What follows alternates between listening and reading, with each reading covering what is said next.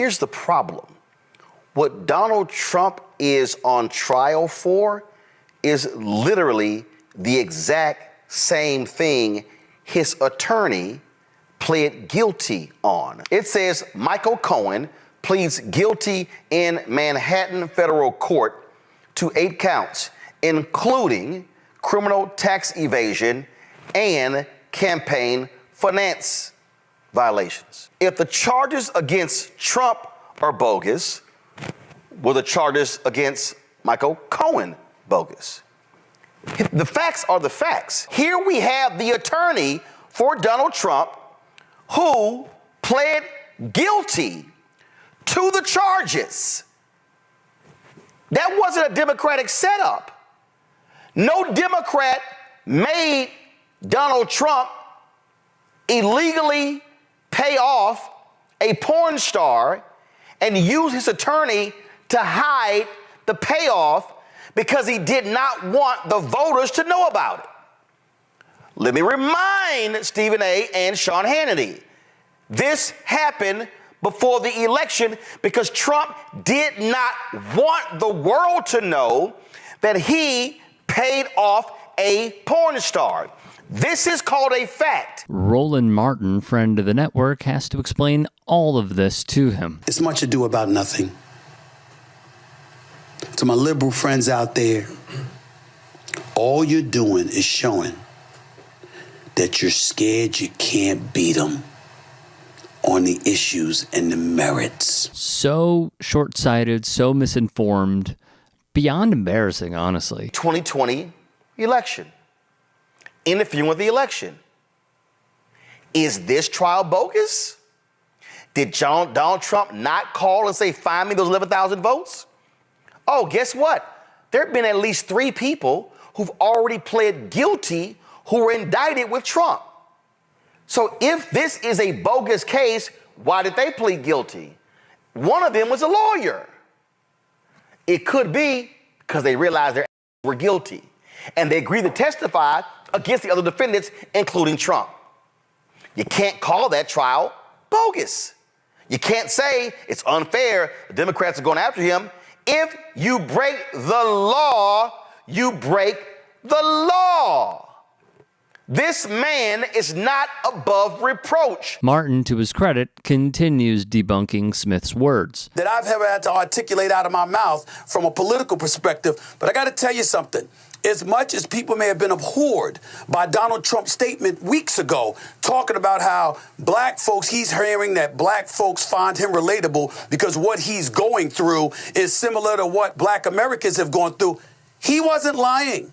He was telling the truth. When you see the law enforcement, the court system, and everything else being exercised against him, it is something that black folks throughout this nation can relate to with some of our historic, iconic figures. That was also a rough moment. I would have loved to know specifically what historic, iconic figures, because I know Dr. King went to jail. I know Dr. Jim Lawson went to jail. I know that they went to jail, but they did not hold classified documents.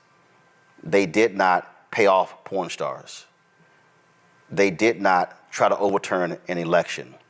They did not overstate the value of their properties to apply for business loans.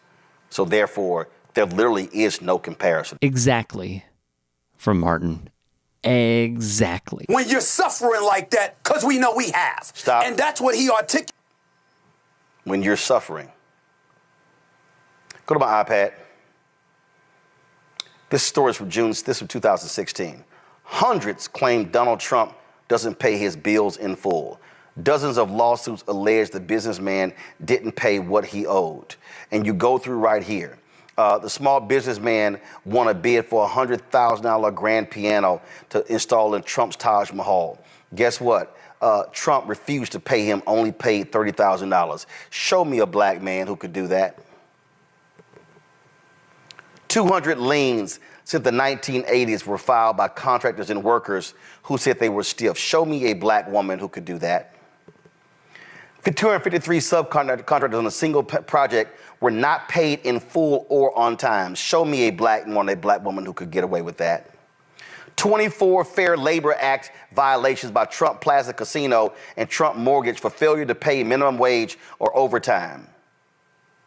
Show me a black person who could do that. At this point, Martin is just schooling Stephen A. I'm fully aware that I've been in the news over the last few days, paraded all over social media as well, after comments I made during my appearance on Fox News' Hannity last week with the one and only Sean Hannity himself. Now, Smith would attempt not necessarily an apology, but a video for clarity, not once. Well, it's easy to take things out of context. But twice.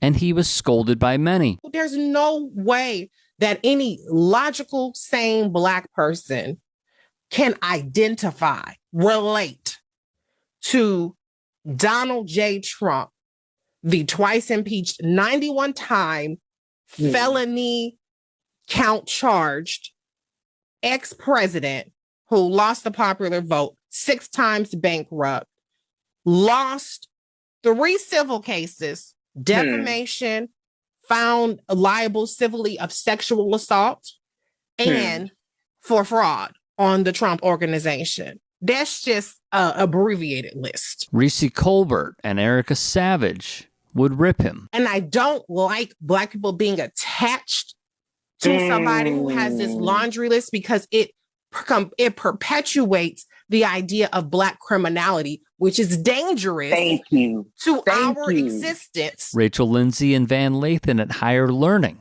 had a really thoughtful convo on the subject. In terms of Stephen A. Smith, I do feel like how incredulous he was in the response to the criticism was a little bit annoying. I agree. So when people come back and they take you to task for it, or they speak at cross purposes to it, I don't understand the chastising that came from him on the other side of it. Yeah.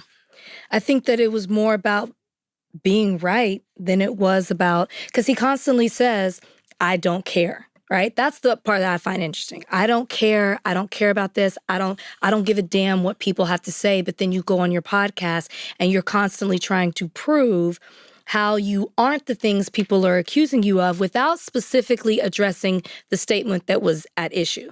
It's not even just how he presented black people to this Fox News audience, which to your point, Sean Hannity wouldn't have him on. They talk about being friends. That's how he introduces him. Stephen A. Smith doesn't like to say he's my friend. And Stephen A. is like, well, I am your friend. I would imagine Sean Hannity knows how Stephen A. was going to answer that question before he even brought him on. Stephen A. Smith has to know that as well. Author Jeff Pearlman expressed his frustrations with Stephen A. as well. So I did an earlier video about Stephen A. Smith. Then I took it down because I didn't feel like that I conveyed it correctly. And really what I want to say is, why do you have to have an opinion about everything? Like, why are you, Stephen A. Smith, successful by all measures? Why are you going on Fox News? Why are you going on Hannity? And why are you comparing Trump's legal situation to that of the plight of black Americans? It's insane. Like, it doesn't even make sense. And if you did some research into Trump, and I wrote the book about the USFL, I know a lot about Donald Trump and his history. There is no comparison to be made. Black people are on over and over and over again. And here's this guy, Donald Trump, and I'm just being honest here. When the Central Park Five were exonerated, he continued to call for their death penalty and refused to accept it. I mean, he's a bad guy. When he had Queens housing, he limited the amount of available units for blacks. Not a good guy. So stop talking like you know, because you actually don't know in this subject.